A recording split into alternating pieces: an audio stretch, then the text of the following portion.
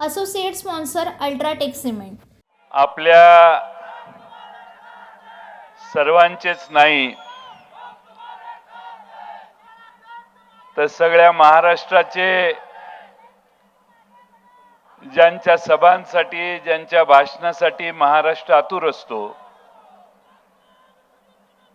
आणि ज्यांच्या नेतृत्वाखाली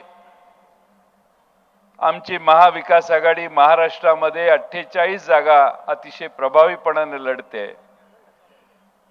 आणि सुरुवातीला ही रंगणार नाही, महाविकास आघाडीचं काही चालणार नाही असा समज करून देणाऱ्यांच्या समोर एक प्रचंड मोठं आणि यशाचं घवघवीत यश मिळवणारं असं आव्हान निर्माण करणारे आपल्या सर्वांचे लाडके उद्धवजी ठाकरे साहेब, आज ज्यांच्या भाषणाला आपण नेहमीच आतुरतेनं ऐकत असतो, पाहत असतो, ते संजयजी राऊत साहेब,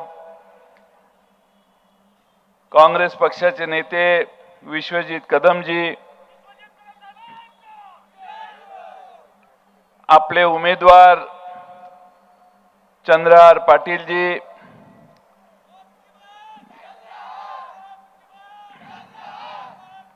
मिलिंद नार्वेकर, नितीन बानुगडे पाटील, पृथ्वीराज बाबा पाटील, संजय बजाज, संजय पवार, सुकुमार कांबळे, सिद्धार्थ जाधव, दिगंबर जाधव, बाबासाहेब मुळीक, संगीताताई हारगे, संजय विभूते, बजरंग पाटील, चंदन चव्हाण, अभिजित पाटील, मनीषाताई पाटील, शंभूराज काटकर, बाळासाहेब पाटील, सर्वच मान्यवर आणि बंधू भगिनींनो, लोकसभेच्या निवडणुका उद्याच्या 7 तारखेला आपण मतदान करून आपलं मत देऊन या देशात पंतप्रधान कोण होणार, कुणाचं सरकार येणार याचा निर्णय करणार आहात.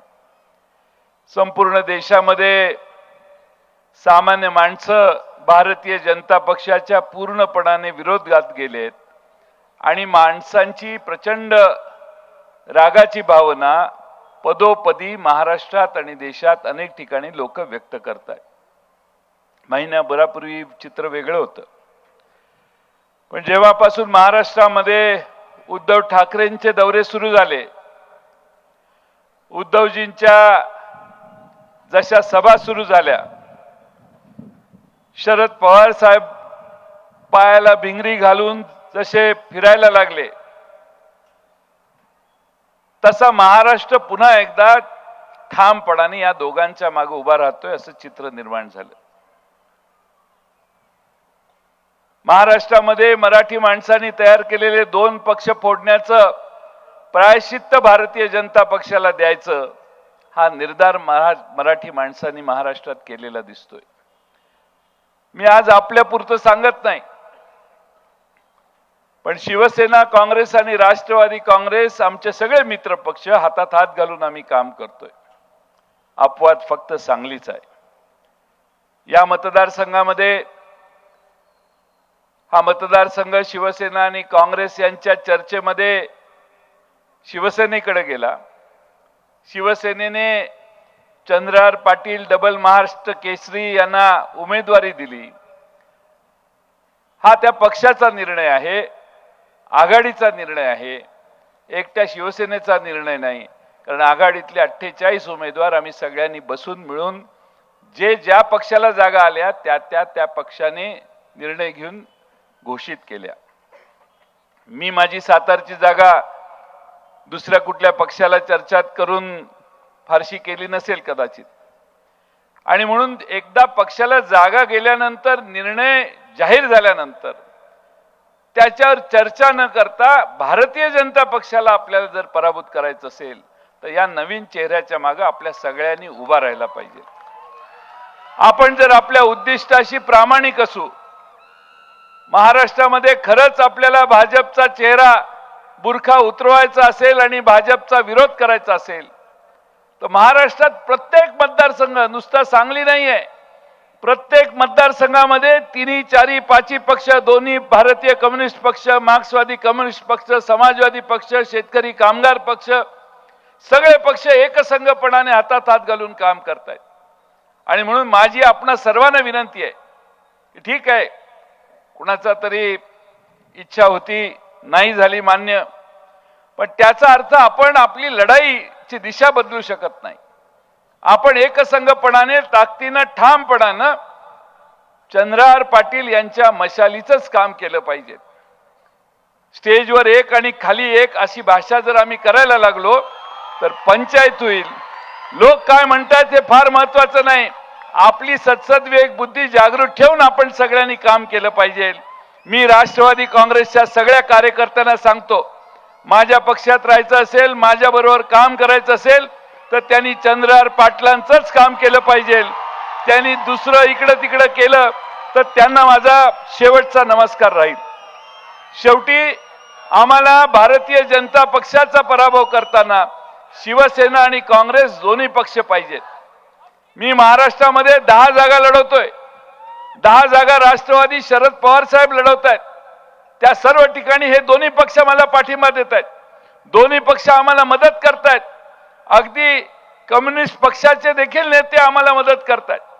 त्यामुळं ही आघाडीचा भंग होणार नाही, आघाडीत कुठं क्रॅक जाणार नाही, आघाडी एकसंघ राहील याचा प्रयत्न सगळ्या मान्यवर नेत्यांनी केलं पाहिजे. एखाद्याला राज्य पातळीवर नेतृत्व करायचं असेल तर त्याने तेवढा ठामपणा पण दाखवायचा असतो. लोकांना असं वाटतं उद्धवजी की मी तुम्हाला उमेदवार दिला, मी तुम्हाला सांगितलं ही काँग्रेसची जागा, ही सांगलीची जागा तुम्ही घ्या, असं मी कशाला सांगू. मला माझे 14 जागा पाहिजे होते, 13-14 जागा पाहिजे होत्या. मिलिंद नार्वेकर तिथं होते साक्षीला. 13-14 जागा मिळवताना मला नाकीनऊ झाली. अनेक जागा आम्ही सोडल्या. ईशान्य मुंबईची जागा संजय राऊत यांनी आमचा म्हणजे कधी काढून घेतली आम्हाला कळलंच नाही. तसं आम्ही भंडारा गोंदिया लढवणार होतो, कारण आम्ही मूळची जागा ती आमची तिकडं अमरावती जागा आमची मूळची जागा.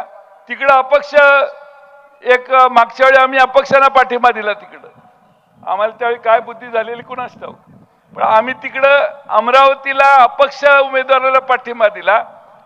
नवनीत राणा ताईंना आमचा पाठिंबा आम्ही दिला. निवडून आल्यानंतर 3ऱ्या दिवशी भाजपच्या दारात जाऊन बसले. त्यामुळे अपक्षांना निवडून देणं फार धोक्याचं आहे.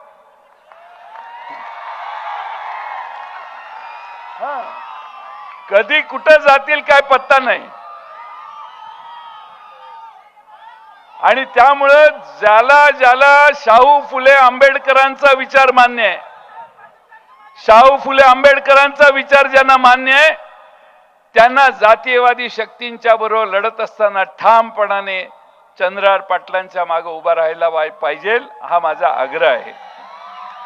मला माहिती आहे अनेक जण सोशल मीडियात माझी मापं काढतात, पण ही मी दिलेली किंमत आहे. आघाडीमध्ये मी तुमचा पार्ट आहे, आघाडीमध्ये मी तुमचा पार्ट आहे. अनेक जण माझ्या टीका करतात. माझा काही संबंध, सांगलीची जागा काँग्रेसनं का शिवसेनेला दिली असा माझा प्रश्न मी करू शकतो, पण मी नाही केलेला तो प्रश्न. तुमच्या दोघातली चर्चा आहे. मी ही जागाही मागितलेली नव्हती, तोंडातनं ब्रश शब्दही काढलेला नव्हता, कारण मला 13-14 जागा पाहिजे होत्या. त्या माझ्या हळूहळू 10वर आल्यावर मी त्या चिंतेत होतो. ठीक आहे, पण हा निर्णय झाला. एकदा निर्णय झाला की ताकदीनं त्याच्या मागं उभं राहायचं.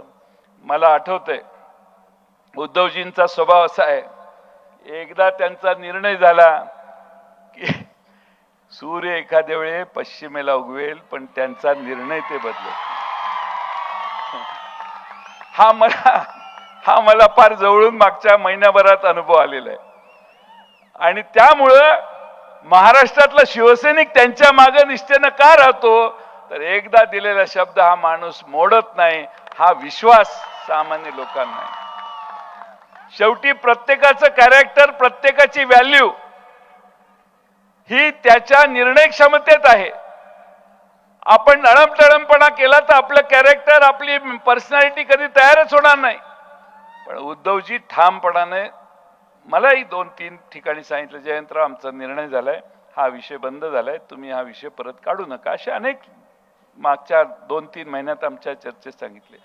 ठामपणा आणि स्पष्टपणा, तुम्ही त्यांचं मार्गदर्शन ऐकाल, मला खात्री आहे. या सांगलीकरांना माझी विनंती आहे की नेता कसा असावा,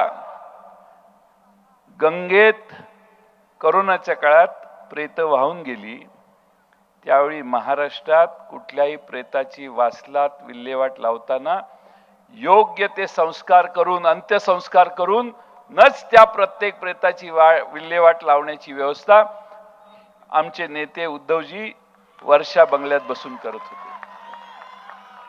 भारतामध्ये 50 लाख माणसं मेली, करोनामध्ये मृत्यू झाला.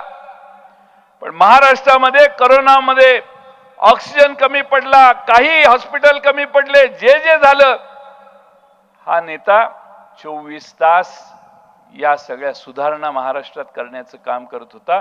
म्हणून देशामध्ये उद्धवजींचं नाव उत्तम मॅनेजमेंट करोनाच्या काळात केली, म्हणून आज देश त्यांचं नावलौकिक नाव घेतो. या महाराष्ट्रात कर्जमाफी मी देणार, त्यांनी त्यांच्या निवडणुकीत घोषणा केलेली. मंत्रिमंडळात आम्ही 6-7 जण होतो पहिल्या आठवड्यात. आता अनेक भारतीय जनता पक्षाचे नेत्यांनी घोषणा केल्या पहिल्या आठवड्यात आरक्षण देतो, पहिल्या कॅबिनेटला आरक्षण देतो. या नेत्याने पहिल्या मीटिंग मध्ये सांगितलं की प्रस्ताव तयार करा, आणि दुसऱ्या मीटिंग मध्ये महाराष्ट्रात हजारो कोटी रुपयाची शेतकऱ्यांना कर्जमाफी फक्त आणि फक्त उद्धव ठाकरेंच्या पुढाकारामुळे मिळाली. हे मित्रांनो तुम्ही समजून घ्या. आणि म्हणून आज महाराष्ट्र पुन्हा एकदा त्यांच्या मागे, शरद पवार साहेबांच्या मागे उभा राहतोय. आणि म्हणून मी आपल्या सगळ्यांना, मला माहिती आहे त्यांनाही जायचंय, म्हणून देशातली परिस्थितीवर एक शेवटची गोष्ट सांगतो. भाकरी करपली, आचारी म्हणाला तवा बदला.